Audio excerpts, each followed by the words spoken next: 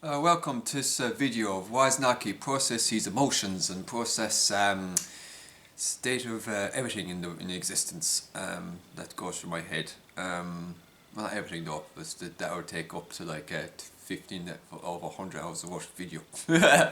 um, I I just want to do some quick thoughts. Gonna go through my mind. I often find a couple things amusing, just observations.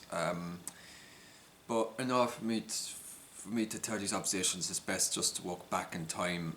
Throughout my life, I always liked being in my own presence, even as a child. And I think the main reason that was out of fear of my own of humanity. I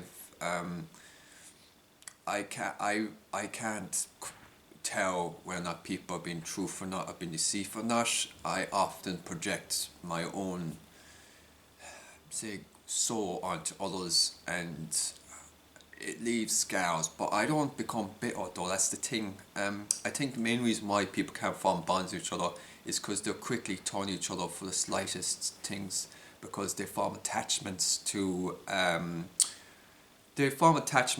unhealthy things, and therefore there's multiple facets of this. So I hope this video could be helpful if someone's watching this and you want to form a bond, or even the word friendship itself is deeply an issue, because people then form a connection around the word friendship, and then they expect like each other to tick each other's boxes, and then because of that, then they turn each other because they're expecting like a set form of boxes to be ticked without understanding a person's childhood, their pain, their trauma, their limitations. And instead of understanding that and finding ways for them to help them grow, empower them, they just get in the simple cycle of calling everyone toxic. Does everyone have some darkness and toxicity in them? Yes. But it's whether or not they're able to recognize that and able to self-reflect and do some self-awareness, or do they continue down the destructive path. There's one thing good about, see, I have a unique perspective, because humanity kind of tends to split up to three different kind of sects when it comes to kind of dealing with existence and death. You have the atheist agnostic and you have theist perspective of existence. I was kind of blessed in one way, because through my life journey in this world, I was all three. But it doesn't change one simple fact about all three would agree on, if they were honest with themselves, that we eventually will die. Our time in this world is limited.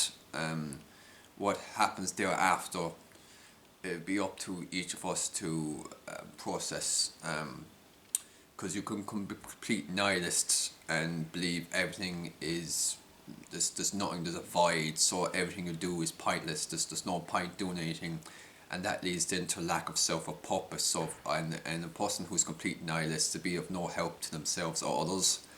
Or it could be more someone who kind of does the best they can for those they love, even unconditionally. And even when their loved ones inflict pain on themselves and onto others. I myself am guilty of this, because I am, like all people, not free from sin. But there's this kind of fixation of kind of focus on sin, well, focus on the counterbalance of sin, which is the seven heavenly virtues, like charity, hope, faith, prudence, chastity, I'm trying to remember them all, but wisdom. I don't think that's one, but it's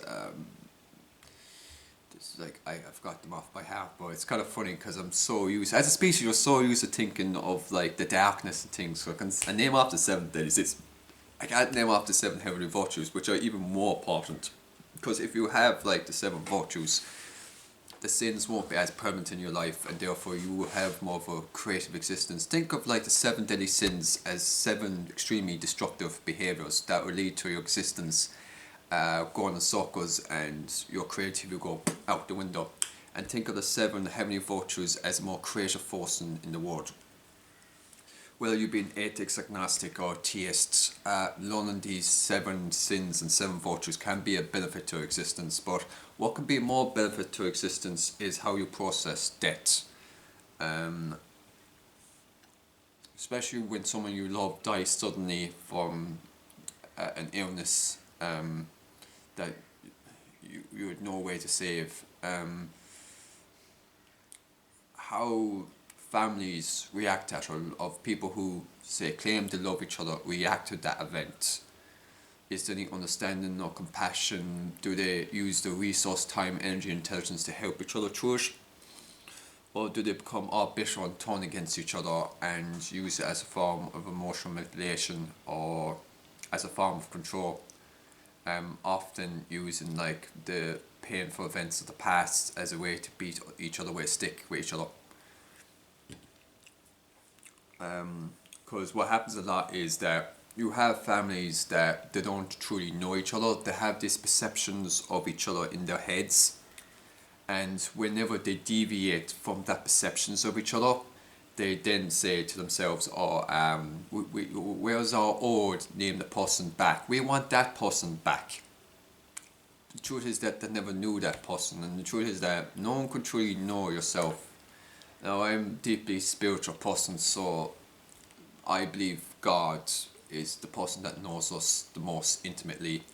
Outside of that, it's yourself. Now, my belief, my faith and belief is that only through God can you then be able, through the love of unconditional love that God has for us, can you then be able to love yourself, so then you'll be able to love others. Now, there's a difference between unconditional love and conditional love. Conditional love is basically usually on attachment. You can't be in that person's presence. You have to be in that person's presence all the time, or they have to form a certain fit of behaviour in order for them to be in your existence. If they deviate from any of that behaviour, there's a lack of understanding. There's a lot of like bitterness and hatred that involves even sense of abandonment, a sense of rejection. But if you truly love the person unconditionally, you would love them even if they would destroy themselves. And it's painful to see that, but if you truly love them, you would just let them go off and do things and just let them do that. It could be a brother, a sister, a mother, father, relative. Now, I don't like using labels, but humans like using labels to differentiate like status of what that person is. That person, I really hate that. I just call it my loved ones. There's loved ones that put up walls and loved ones who don't put up as much walls. That's how I describe my existence. Because every human puts up walls in some ways because they're afraid of other people kind of getting involved in their life, because then that person, then they have to live with that person, so therefore they don't want any complications. So that usually happens a lot because they see everyone as a negative, might be a potential negative on them. Then instead of being a positive and seeing that person as someone that can help their family or help their loved ones and for them to help each other, we live in a species where we kind of put people into different like boxes and things, and we do that when it comes to any type of structure, when it comes to race, creed, religion, anything. That pains about humanity. I'm someone who would talk to someone from any creed, any background, and want to find ways to help them. Well, not if they have different beliefs than myself. I would talk to people who've committed deep sin and try and help them. But I won't. There's a difference though. I give them knowledge, but I won't like give them support. If you have someone that's doing destructive behavior, you're enabling their destructive behavior, and that's not love. That's not helping them. Same.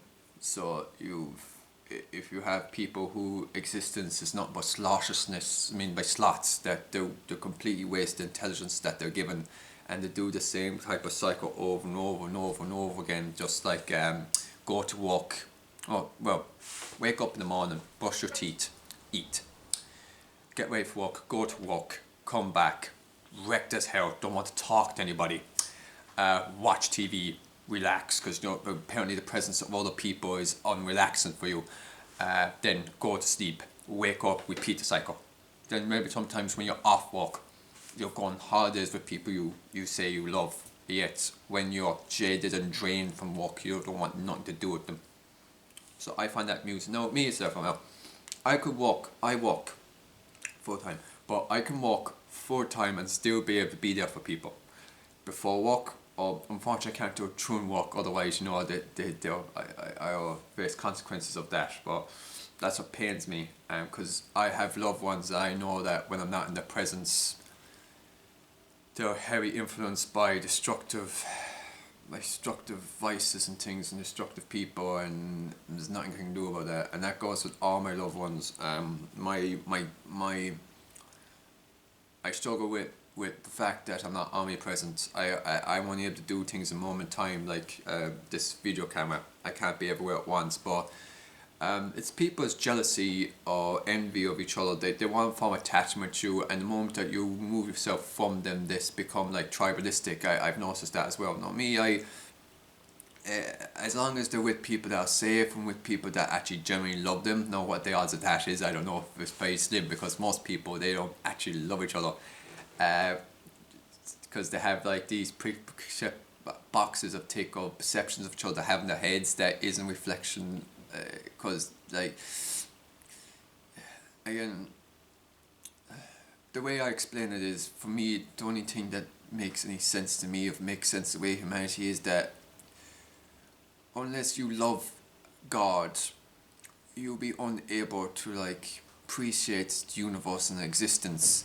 Therefore, you won't be able to love yourself, because you won't be able to love your parents or your grandparents or your great grandparents and the lines of people that, because your very existence, you exist because of them, or the thousands of generations of humans that came before you.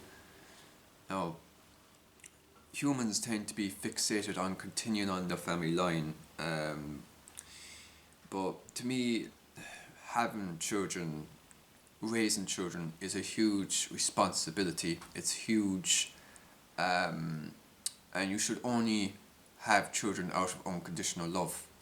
If you have these preconceived notions of just having children so that you just create a clone version of yourself, then you should not have children. The moment your child does something that is accurate to your moral beliefs or your values, you should be more compassionate and understanding and find ways of helping them, instead of coming to condemning and judging, and because you can't handle the pressure, then you use the state to get involved.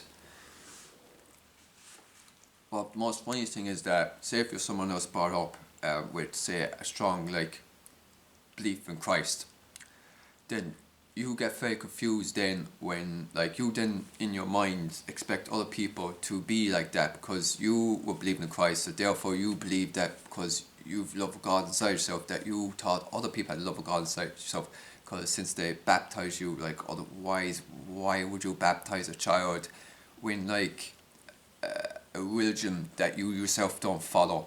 To me that's stupid. I prefer like if a family, because that's the trueness of lying and fakeness, because that family then isn't Catholic or Christian or insert any ideological religious belief. They're actually agnostic or atheist.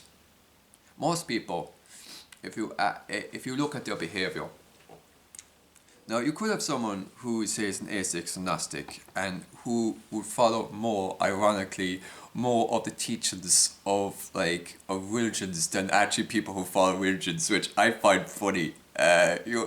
So you have people who would, by the definition of like God himself, would be closer to God, who's an atheist. You can have an atheist who's closer to God in his actions and how he treats others unconditionally. Because that's what God is. God's love for us is unconditional. Even when we sin, he still loves us. But there's consequences though of it. That's the thing. So like if like for instance like when it comes to the a lot of theistic monolithic beliefs, say of Judaism, Christianity, Islam, there is like the concept of heaven and hell. If you're someone who brings a child up in that concept but you don't follow it itself, to me that's completely wrong altogether.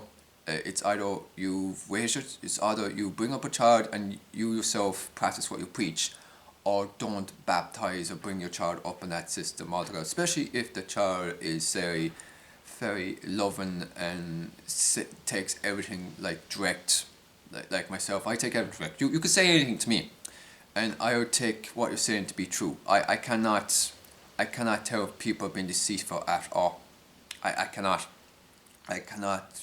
You can lie straight to my face and I wouldn't know. I would over time like see red flags and things that don't add up, but there's like internal conflict to me because I give people the benefit of the doubt. I don't judge people. I try not to. To my best my ability, and that comes as huge consequences. But I never regretted like helping people. But it's ironic because I've helped people more. They've left me scars. Okay. The way I look at it is, I'm gonna die and turn to dust in the end. So at least I'm using my actions, even if it inflicts pain on myself. At least I'm trying to help others than say a family dynamic where you have people who all they do is they give like a piece of money to charity in a charity box when they go shopping. That's it.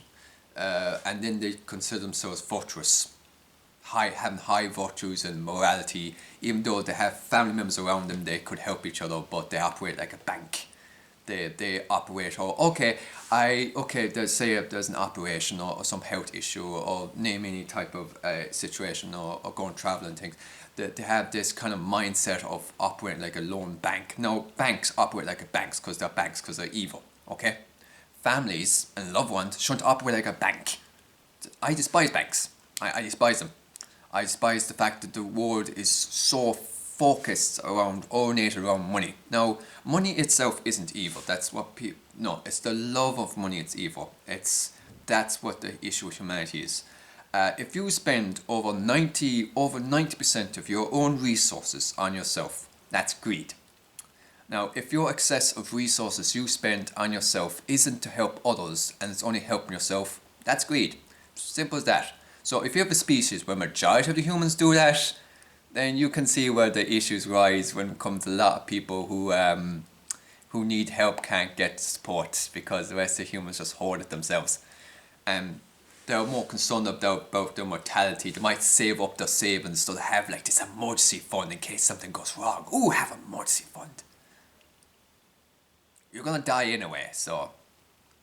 Well, what's the worst that... Like, your ancestors lived in poverty, so why do we as a species now are so concerned about living in poverty now, when our ancestors, our very existence, came into existence of our ancestors who lived in caves, who had not much of possessions. Yet, as a species now, we have this attachment of having houses, Now, I'd be a billionaire tomorrow, and I still live in a studio apartment. I would even sleep, like, on a shed or something, and be a billionaire. But I don't like have attachment to things.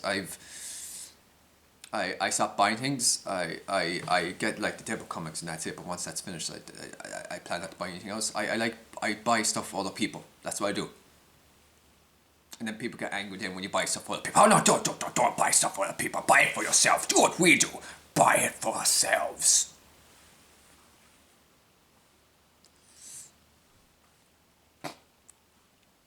Again, we're out on the dust, we die. So we have a lot of humans who they go into a shop, they say, ooh, shiny thing, me buy!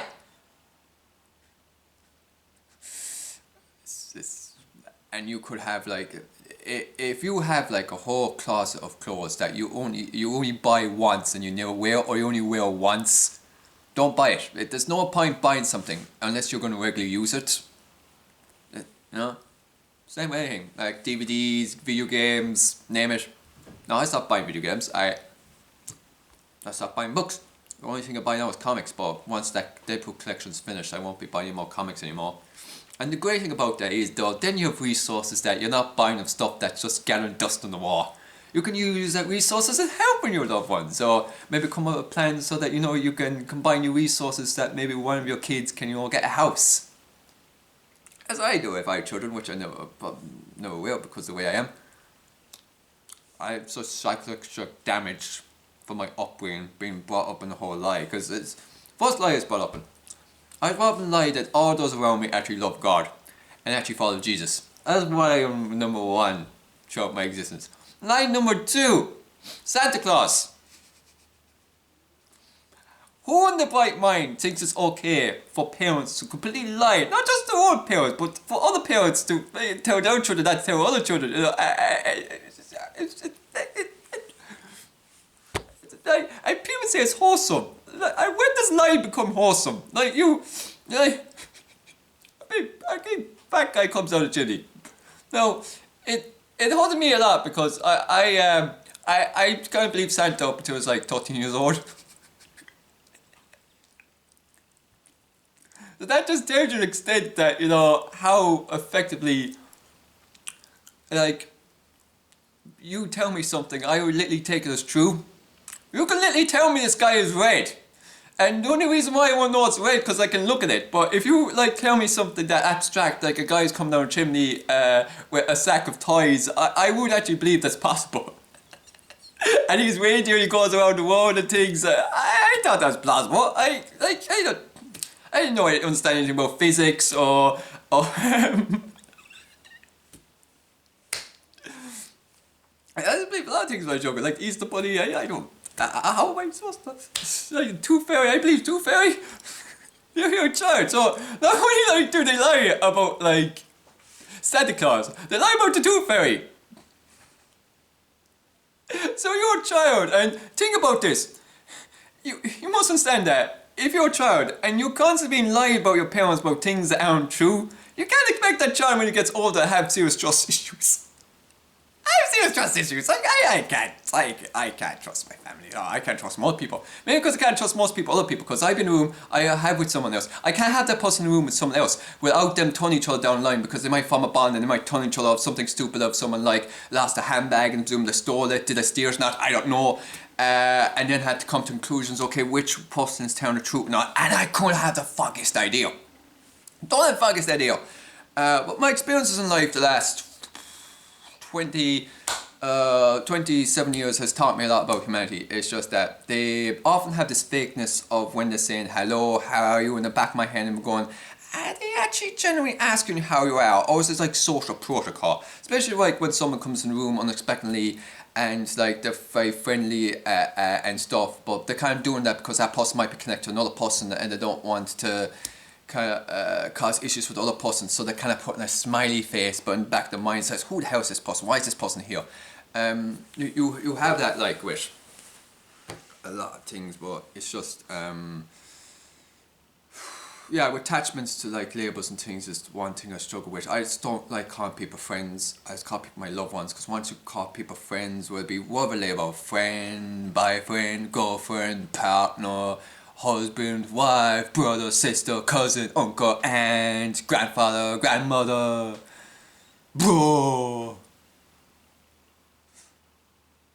It's part of it is like just social protocol. Part of it is like part of like emotional manipulation of getting the person to feel good, or using bold words like love and stuff. No, when I use words, I actually didn't mean them in the context of actually unconditional love. I like calling people love, and I like calling people other words as well,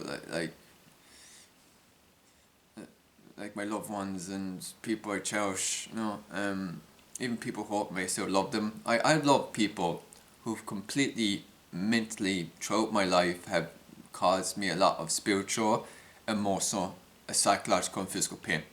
I do not become bitter and hate them for that. In fact, it's actually made me more stronger in a way.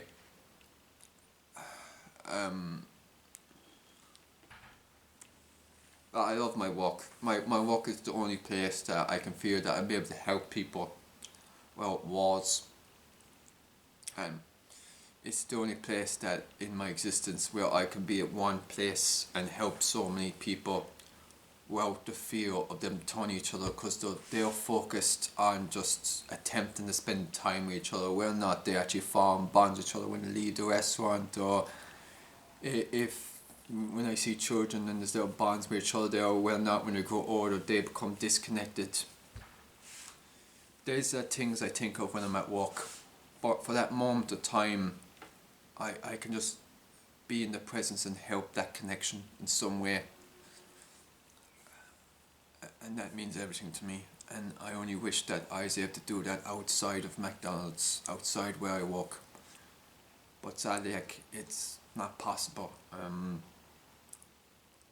unless one day humanity can love each other unconditionally and support each other, empower each other, and use their time, energy, and resources to actually help each other instead of doing the opposite and just selfishly just using it on themselves.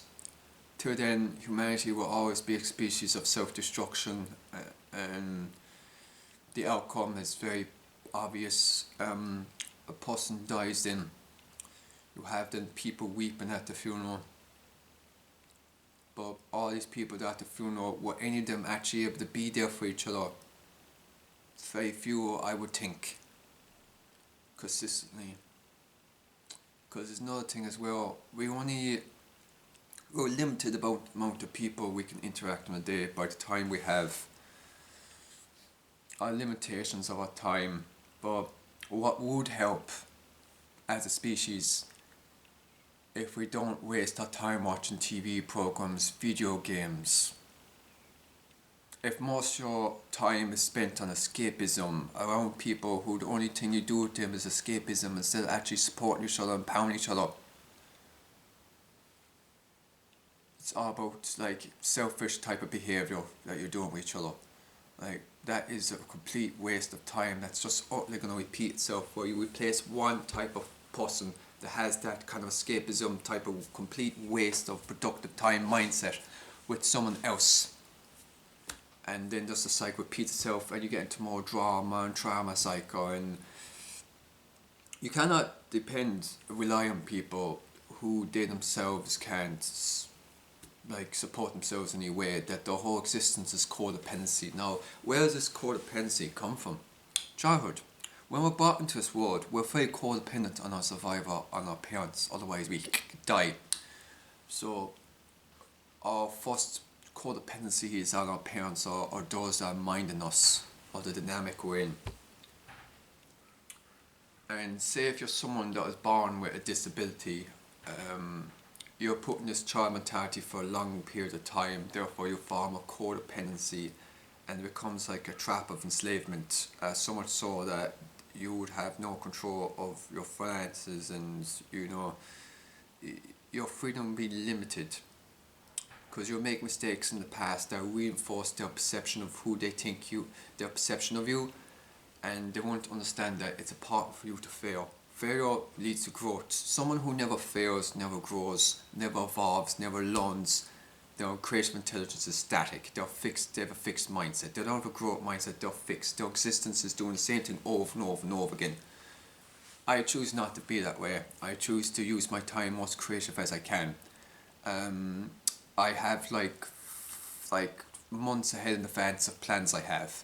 Well, would these plans materialise? No, but it's just something to get my mind focused on. Because the truth is that anything could happen. There could be different variables down the line that could happen and could change course of what I plan to do. But at least I'm trying to be focused on doing something, because it's better to be focused and have a plan and try and attempt to use that plan than live your life expecting things to fall into place for you. Because that's just silly. Or expecting people to have like this, to have your best intentions at heart, and therefore they will just magically think what you're thinking they would do, that they will take the initiative to actually support each other. I've learned that no, I often take initiative to support others. Like, that's just naturally my ability that I have, but I don't never expect people to reciprocate it. And when some people do, it's lovely. It's just nice. It's unexpected. It's just why it's nice.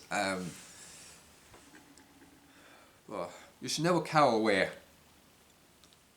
from being truthful to yourself and to making observations of the way the world is and processing your emotions.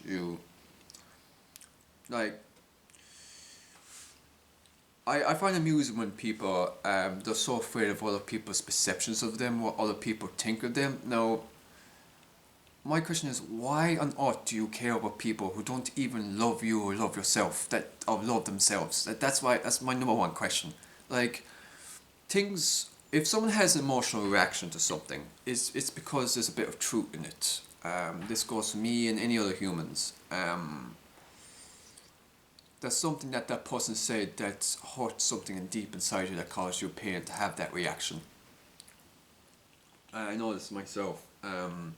But my problem is that I honestly can't tell if people are lying to me, if people are controlling me, if people use manipulation on me. Now I have the knowledge of like emotional manipulation. I've kind of got better at it now by seeing patterns all the time.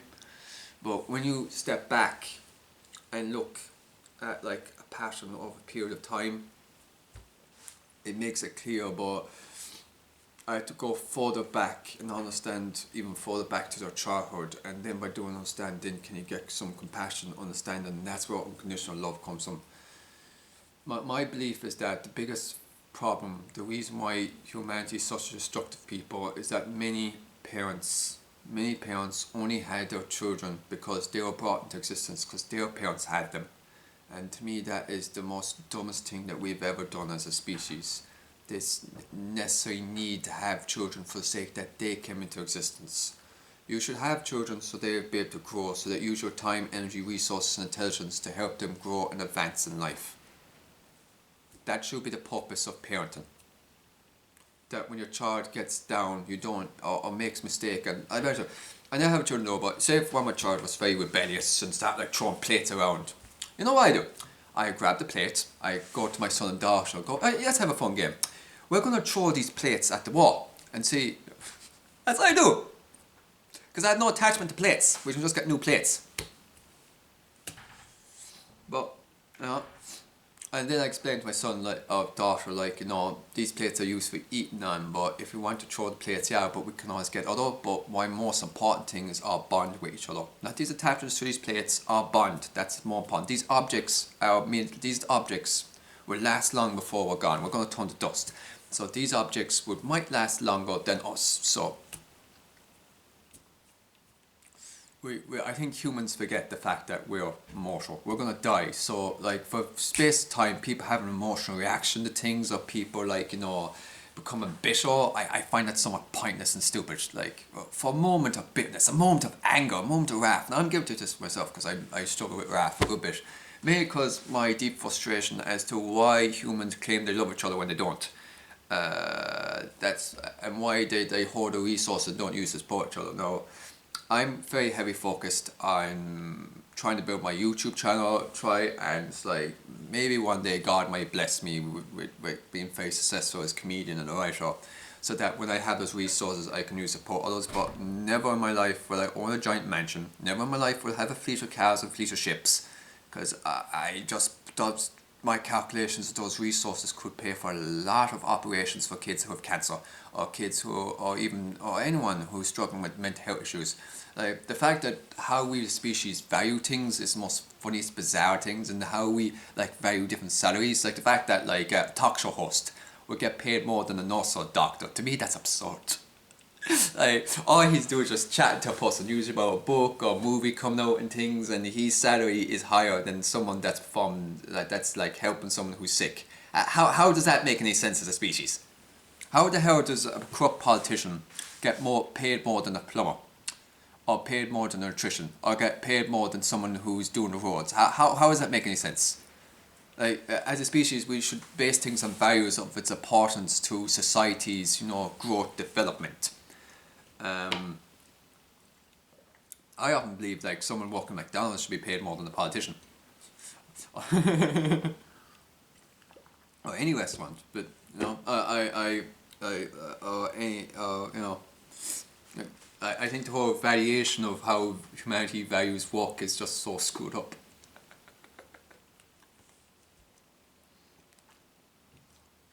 There's a sense of purpose you should get from work as well. Because what happens is then, if you overpaid someone who works in a job, they'll leave that job then. Instead of seeing the importance that job has. Say if you have a set of skills, say if you're a plumber, your set of skills should be what's most important, not the money. Your skills to help other people, that's what should be more important as a society. But we have a fixation on money, that people only work for money so they can live and exist. But imagine if we have a system where people use their skills to help each other. Not getting money in return just out of love. Imagine we have a world like that. Instead of the world being focused on money, focused on love. Imagine how advanced our species would be then.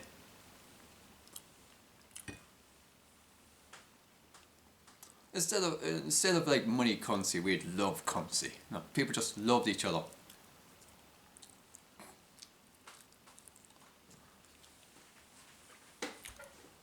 They do acts out of unconditional love each other. They take the initiative to use their intelligence to help each other. That's what I do. Um, I developed that, but I developed that part thanks to God. God, I see the way I see existence is this. There's two ways you can see the human body or the human soul. You can either see us as a vessel or you don't. It's that simple. We're either a vessel where our soul goes through us, and that soul being God goes through us, that through that love, that soul, we're able to help other people and be creative of force in the world. And there's also dark energy, which we can call the devil, that makes us that causes destruction. So you have a creative force and you have a destructive force that goes through our soul. Or you can just see us as just nothing but atoms and just chemicals in our body and everything then that just happens, just random, and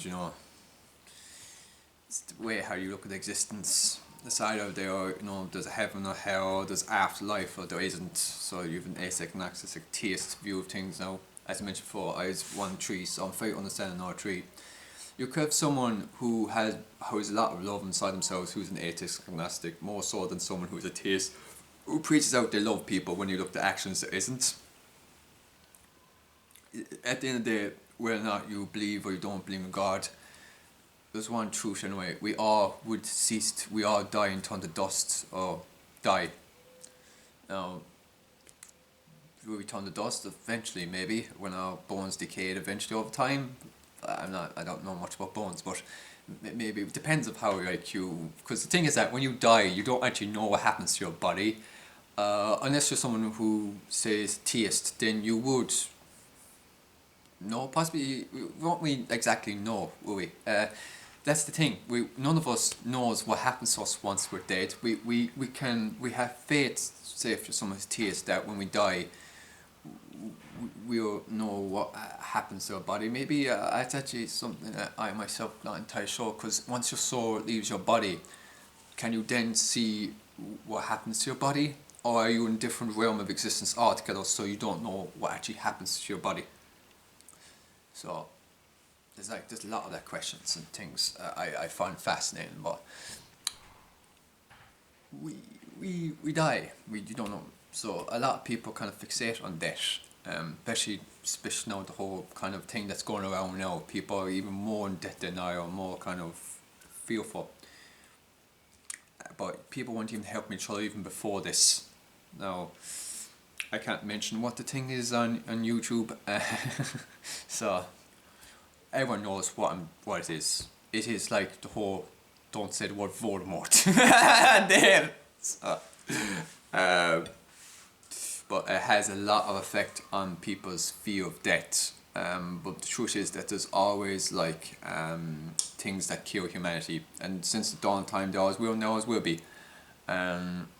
We can't stop death, but how you choose to cope with that is the thing. We all die eventually, but when you look back at the time we're using, was your time used out of love, or was your time used out of fear? Was your time used selfishly, or was your time used selflessly? Did you use your time to help others, or did you use your time just to help yourself? Did you use your time to want to connect to others, or did you only connect with others to use them? Did you use your time from genuine love, or did you use it out of fake love? Did you actually use your time to love you and love others and love the world around you? Or did you just use your time just wasting your existence going in circles? And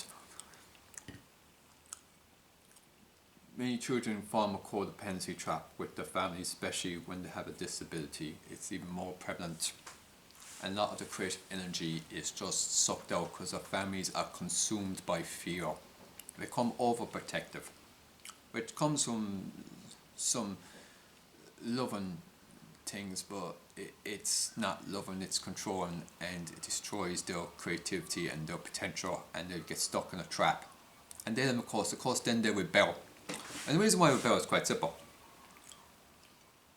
It's the only freedom they have. When you cage an animal up in a cage, you can't expect that the animal tries to fight back and find a way to escape.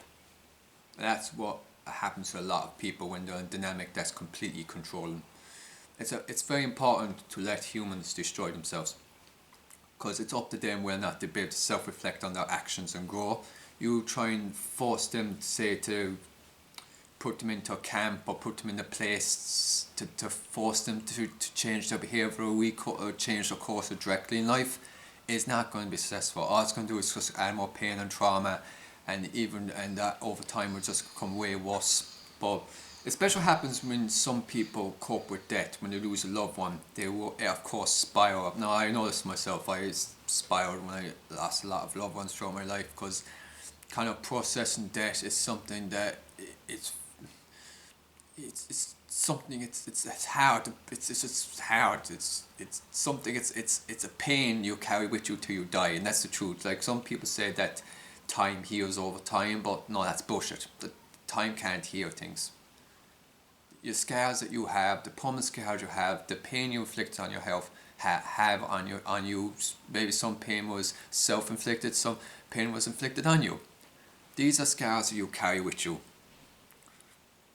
Now, I feel deeply connected to Christ because he carried his cross. He had a lot of scars. He suffered greatly in this world. And if you want to be a follower of Christ, you have to realise you're going to be carrying a lot of scars, especially those that you love the most.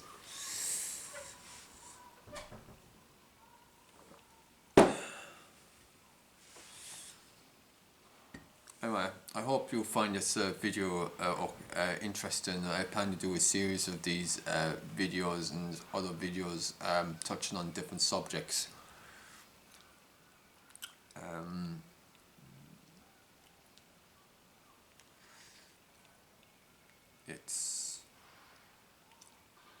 Humans often react to things, and it causes a chain of events instead of.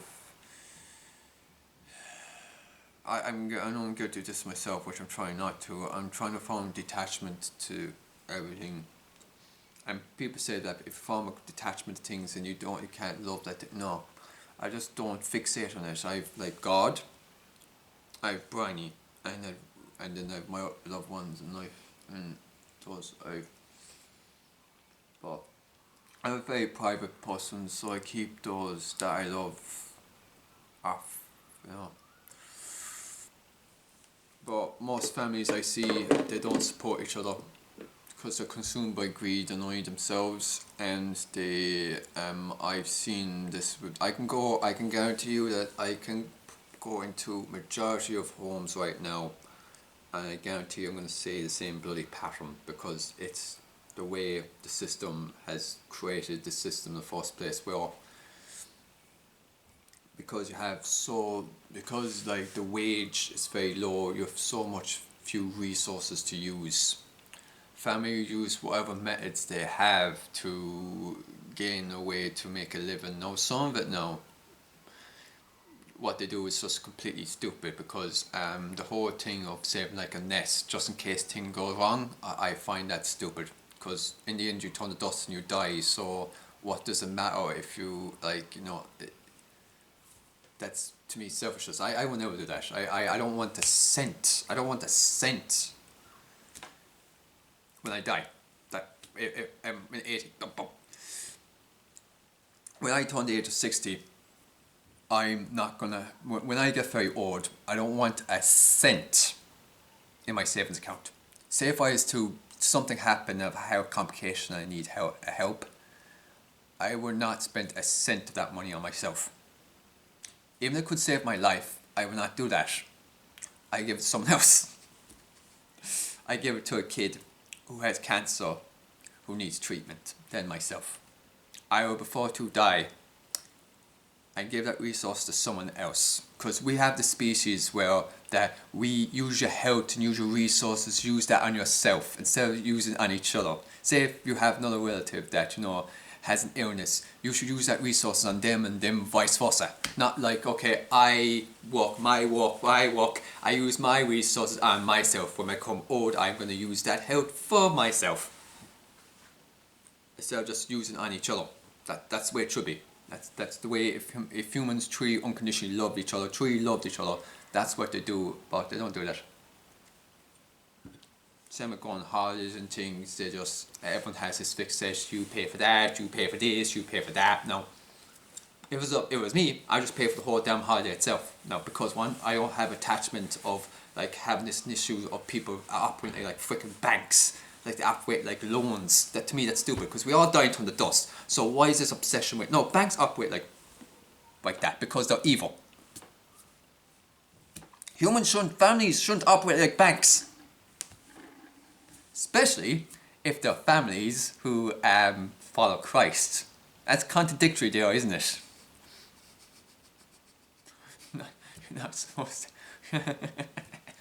Many people, it's funny, they call themselves Christians, and I hate labels, I don't call myself Christian. I despise all labels because they form attachment to a label and then they form just expectations on that label that they themselves don't bloody follow.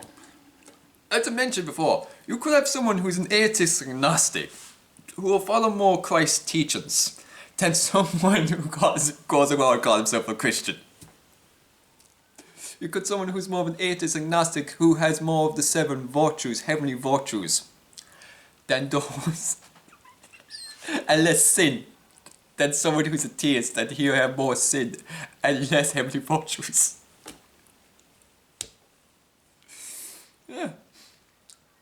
Depends on the mindset of how to cope with death, like, because if someone's aware that, okay, I'm going to turn to dust, I'm going to die, so I should use most of my resources on helping others. Because I'm going to die eventually anyway, so the resources I can give to others, that would be my legacy that they can use onto others to help other people. Or you could have the mindset of, okay, these are my resources, I use them on myself, everything I buy is out for myself. Don't give to others, just myself. Turn to dust, what happens to the resources? You spend them on yourself. Is there any legacy there for those resources to be used in helping other people? To use your intelligence, your time, your energy to help others? So that's the crux of it, of how you approach existence. You kind of approach existence on being complete greed and using everything for yourself, or you can use it to tempt other people. And you might be used, you might be abused, you might suffer great suffering when trying to help other people. But isn't that better than wasting your whole existence as a coward and just using everything on yourself? I would rather be someone who suffers and inflicts pain on myself, that at least attempts to help other people, than spend my whole existence just spending stuff on myself. Just being completely greedy and just completely slothous. Completely sinful. I thought to attempt to be virtuous and fair than just to live existence being greedy and pretending I'm virtuous. Because that's the worst type of evil I believe in this world, is this evil of like fakeness of being a good person, but when you look at their actions, no. Anyway, thanks for watching this video. I'm the Annunaki.